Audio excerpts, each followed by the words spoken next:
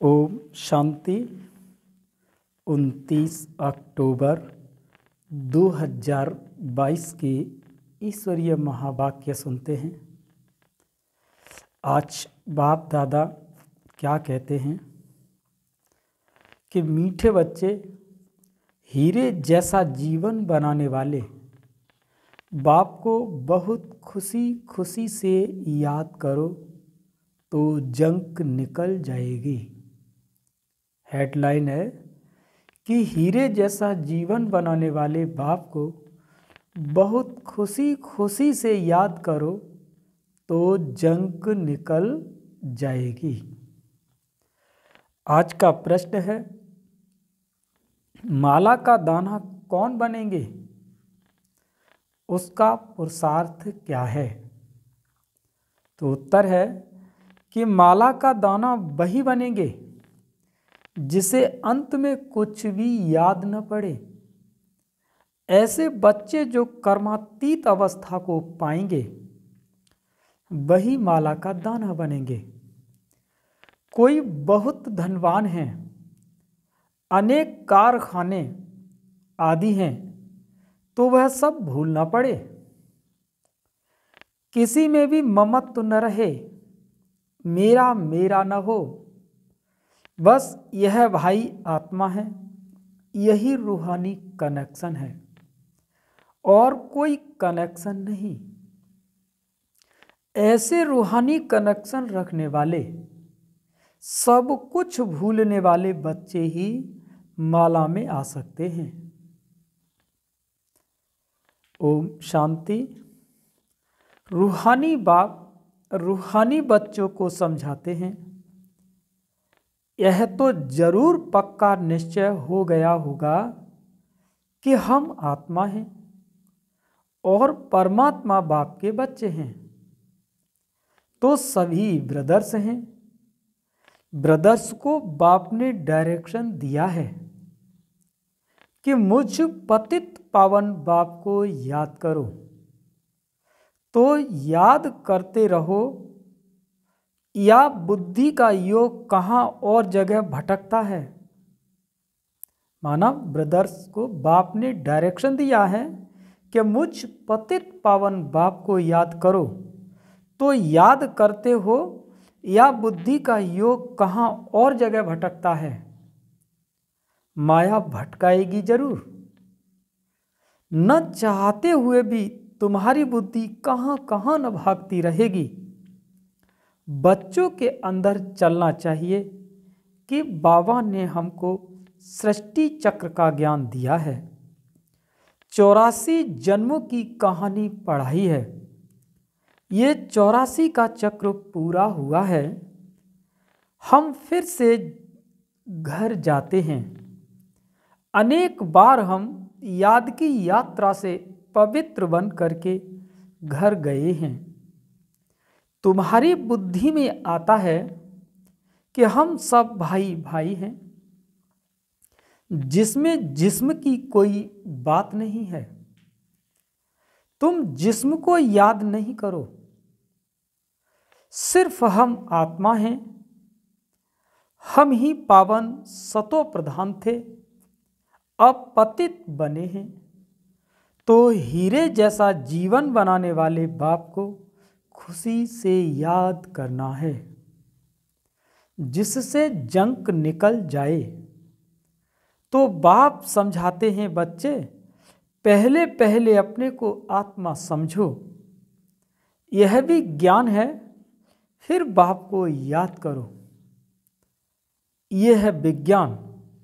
क्योंकि आत्मा को ज्ञान से परे विज्ञान में, शांत घर में जाना है।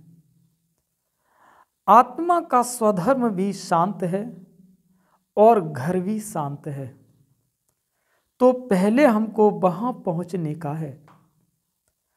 बाबा भी वहां से आए हुए हैं, परंतु मनुष्यों को इन सब बातों का पता नहीं है। यह पारलौकिक बाप सम्मुख बैठ करके समझाते हैं, बच्चों मैं परम धाम से तुम बच्चों के पास आया हूं। ड्रामा के प्लान अनुसार क्यों आया हूं? तुमको वापस ले जाने के लिए। अभी तुम पतित विकारी हो गए हो, जन्म जन्मांतर विकार से ही पैदा हुए हो, इसीलिए भ्रष्टाचारी कहा जाता है। तो हम भ्रष्टाचारी से श्रेष्ठाचारी कैसे बने? ये बाप समझाते हैं, बच्चे मुझे याद करो तो पवित्र श्रेष्ठाचारी बन जाएंगे। इस याद से तुम सब कुछ कर सकते हो। ऐसे नहीं कि धंधाधोरी नहीं कर सकते हो, आप बिजनेस भी कर सकते हैं, लेकिन याद हो इसकी। बच्चे बाप से पूछते हैं कि बाबा माला के दाने कौन बनेंगे? बच्चे माला का दाना वही बनेंगे जो कर्मातीत अवस्था को पाएंगे, जिसको अंत में कुछ भी याद न पड़े। कोई बहुत धनवान है, अनेक कारखाने आदि हैं, तो वो सब भूला पड़े। तुम्हारे पास जो कुछ भी नहीं है, तुम जानते हो हम बाप के बच्चे हैं, भाई हैं, हमारा किसी में भी ममत्व तो नहीं है। मेरा मेरा तो नहीं है, मेरा मेरा तो नहीं है ना। बस यह भाई है, यही कनेक्शन है और कोई कनेक्शन नहीं। इसे कहा जाता है रूहानी कनेक्शन। इतनी सारी आयु तो देह ही याद आई, इतनी सारी आयु तो देह ही याद आई, आत्मा तो किसी को याद ही नहीं आई। यह भी बना बनाया ड्रामा है। तो ये बातें बाप समझाते हैं और पावन बनने के लिए पुरुषार्थ कराते हैं। बाबा तुम बच्चों को टाइम तो देते हैं, सिर्फ 8 घंटा मुझे याद करो, वो है हद की सर्विस। यह है सारे वर्ल्ड की सर्विस। जरूर खाएंगे, पिएंगे, सोएंगे, घूमेंगे, सारा दिन तो कोई याद भी नहीं कर सकते। तुम बरोबर अभी बेहद की सर्विस करते हो। जैसे बाप विचार सागर मंथन करते हैं, ऐसे तुम बच्चों को भी मंथन करना सिखलाते हैं। करण करावन हार है ना, तो तुमको करके ही सिखलाते हैं। पुरुषार्थ करते करते तुम्हारी विजयी माला बन जाएगी। सतयुग त्रेता में जो भी आते हैं वो विजयी होते हैं।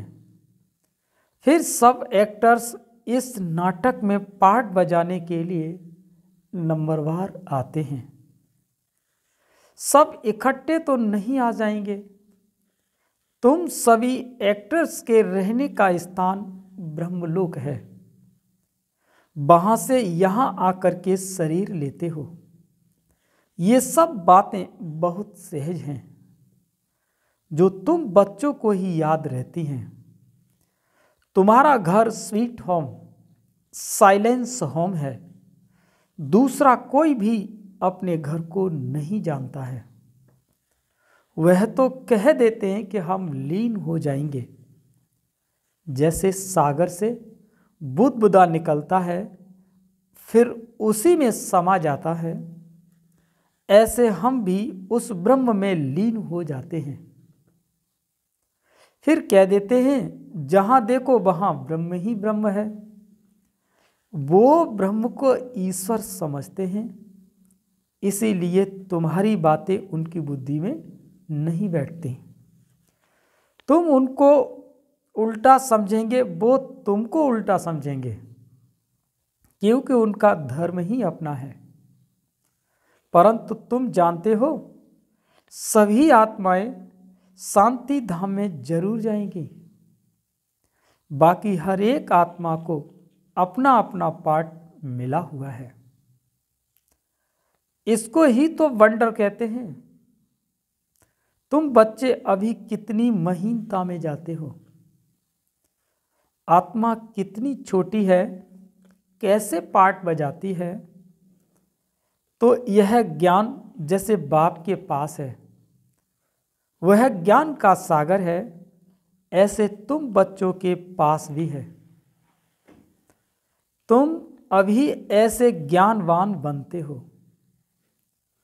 वो है भक्तिवान, तुम हो ज्ञानवान। भक्तिवान माना रात के रहने वाले और ज्ञानवान माना दिन के रहने वाले। आधा कल्प तुम सुखधाम में रहते हो और आधा कल्प दुख धाम में रहते हो। इसको कहा जाता है दूरांदेशी। तुम्हारी बुद्धि अभी बहुत बहुत दूर दूर जाती है। हम आत्मा स्वीट होम ब्रह्मांड के रहने वाले हैं, जिसे मीठा घर, जिसे शांति धाम कहते हैं। बाप इस मनुष्य सृष्टि का बीज रूप है, क्योंकि वो नॉलेजफुल है, उनको झाड़ की नॉलेज है।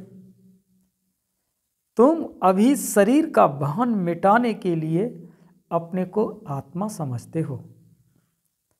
दूसरी कोई भी चीज याद ना आए, पूरा आत्म अभिमानी बन जाना है। मैं आत्मा हूं, मैं आत्मा हूं, मेरे पास कुछ है ही नहीं जो आत्मा को याद पड़े। गाया जाता है कि अंत काल जो जो सिमरे, तो अगर कोई भी चीज होगी तो जरूर वो याद आएगी। ये विचार करने की बात है। अगर कुछ भी है, कोई मित्र संबंधी आदि भी है, तो याद आएगा जरूर। तुमने तो अपना सब कुछ बाबा को दे दिया, फिर ऐसे नहीं समझो कि ये मेरी चीज है। जब बाबा को दे दिया, फिर तुमको याद ही क्यों आए, तुम भूल जाओ। अगर वह याद पड़ता रहता है तो वो भी पिछाड़ी में नुकसान कर देगा। अभी तुमको ये सब नई नई बातें मिलती हैं, पुरानी कोई भी चीज तुम्हारे पास नहीं है।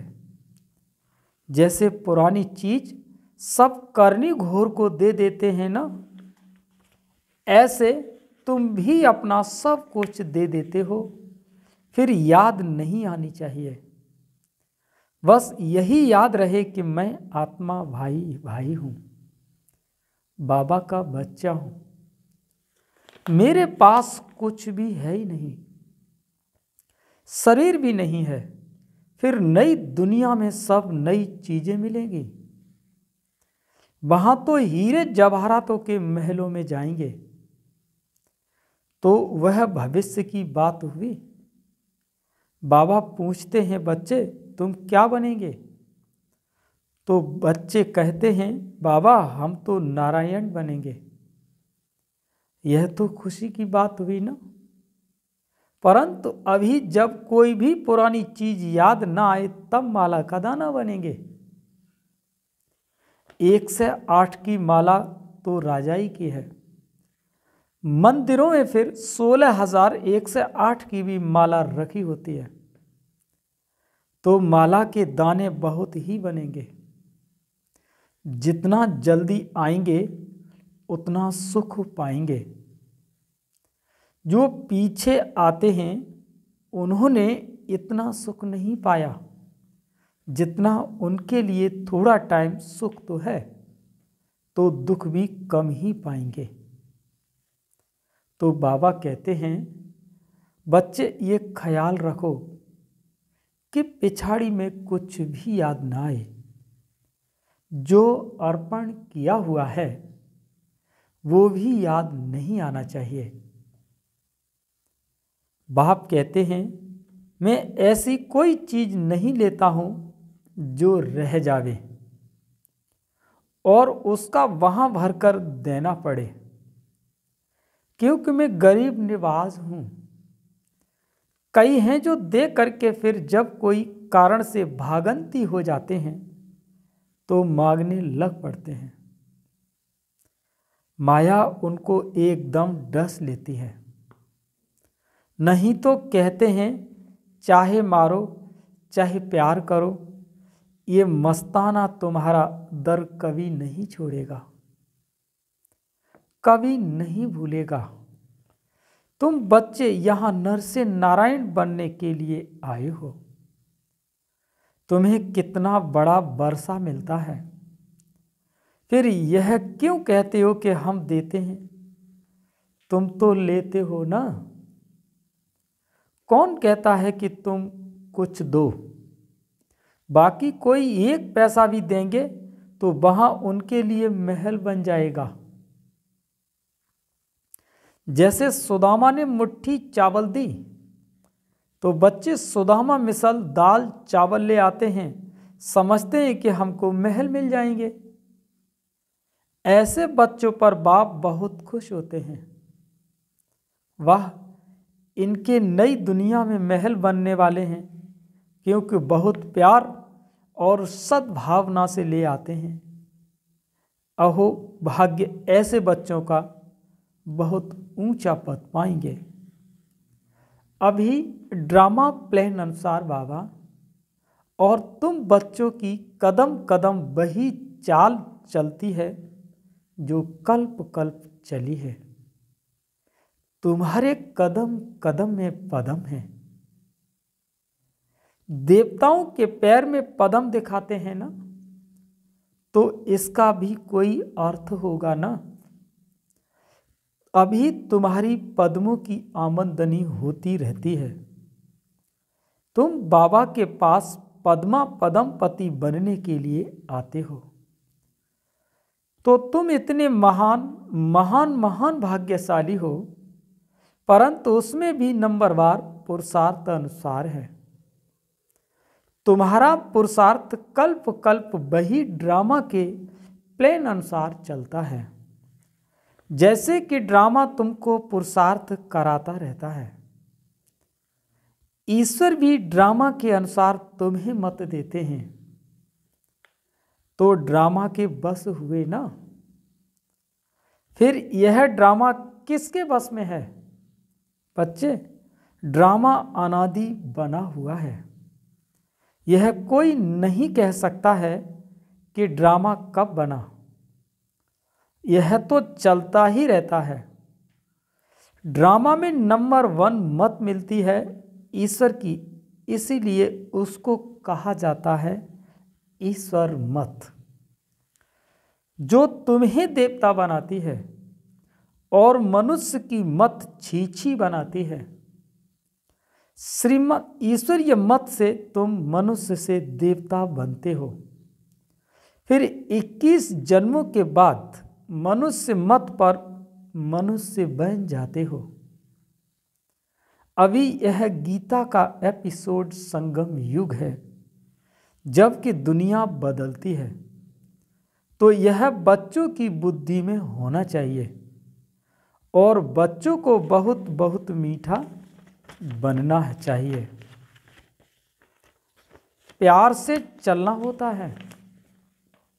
जो बच्चे शांत और मीठे हैं उनका पद भी ऊंचा होगा। अभी तुम्हें ईश्वरीय बुद्धि मिली है। तुम समझते हो कि हम बेहद के बाबा की संतान बने हैं, बाबा से वर्षा ले रहे हैं, तो अथाह खुशी होनी चाहिए। बाप कहते हैं बच्चे, स्वर्ग से भी यहाँ तुम्हारा बहुत बहुत ऊंच पद है। बाप सिर्फ तुमको पढ़ाते हैं। भगवान वाच, मैं तुमको डबल सिरताज राजाओं का राजा बनाता हूँ, तो अपनी तकदीर पर तुमको बहुत खुश रहना चाहिए। वाह, बाबा आकर के क्या हमारी तकदीर बनाते हैं, जो पत्थर जैसे जीवन को हीरे जैसा बना देते हैं। अच्छा, मीठे मीठे सिकी लदे बच्चों प्रति माता पिता बाप दादा को याद प्यार और गुड मॉर्निंग। रूहानी बाप की, रूहानी बच्चों की नमस्ते। हम सभी रूहानी बच्चों की, रूहानी माता पिता बाप दादा को याद प्यार, गुड मॉर्निंग, नमस्ते नमस्ते नमस्ते। अब सुनते हैं धारणा के लिए मुख्य सार। पहला पॉइंट है कि उच्च पद पाने के लिए बहुत बहुत शांत चित्त रहना है, मीठा बनना है, सबके साथ प्यार से चलना है। दूसरा पॉइंट, जो कुछ बाबा को अर्पण कर दिया उसे भूल जाना है, उसकी याद भी ना आए, कभी यह संकल्प भी ना आए कि हम बाबा को देते हैं। ये भी संकल्प ना आए हम बाबा को देते हैं। वरदान, ब्राह्मण जीवन में काम महाशत्रु के साथ उसके सर्व साथियों को भी विदाई देने वाले संपूर्ण पवित्र भव। ब्राह्मण जीवन में काम महाशत्रु के साथ उसके सर्व साथियों को भी विदाई देने वाले संपूर्ण पवित्र भव। क्योंकि ब्राह्मण जीवन में जैसे काम महाशत्रु है, उस काम महाशत्रु को जीतने के लिए विशेष अटेंशन रखते हैं, ऐसे उसके सभी साथियों को भी विदाई दो। कई बच्चे क्रोध महाभूत को तो भगाते हैं, लेकिन क्रोध के बाल बच्चे से थोड़ी प्रीत रखते हैं। जैसे छोटे बच्चे अच्छे लगते हैं, ऐसे इस क्रोध के भी छोटे बच्चे कभी कभी प्यारे लगते हैं। लेकिन संपूर्ण पवित्र तब कहेंगे जब कोई भी विकार का अंश न रहे। ऐसा पक्का व्रत लो, तब कहेंगे सच्चे ब्राह्मण। आज का स्लोगन है, संगम युग की मौज का अनुभव करना है, संगम युग की मौज का अनुभव करना है तो माया की अधीनता से स्वतंत्र रहो। तो माया की अधीनता से स्वतंत्र रहो। अच्छा, ओम शांति।